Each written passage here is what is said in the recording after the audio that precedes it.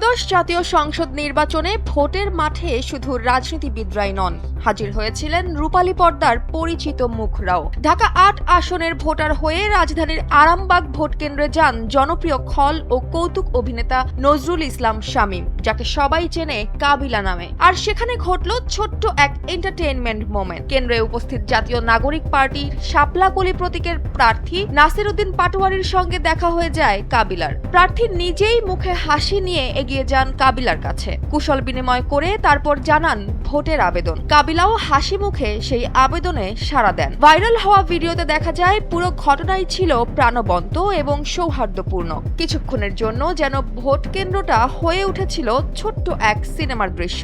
জাতীয় চলচ্চিত্র পুরস্কার প্রাপ্ত এই অভিনেতা দীর্ঘদিন ধরে কণ্ঠনালীর সমস্যায় ভুগছেন। এ কারণে এখন নিচু স্বরে কথা বলেন। রূপালী পর্দায় আগের মতো নিয়মিত তাকে দেখা না গেলেও ভোটের মাঠে তার উপস্থিতি ভক্তদের মনে আলাদা আনন্দ জুগিয়েছে। কুশল বিনিময়ের পর দুজনেই হাসি মুখে যে যার কাজে ফিরে যান। সকাল থেকেই উৎসব মুখর পরিবেশে চলেছে ভোট গ্রহণ।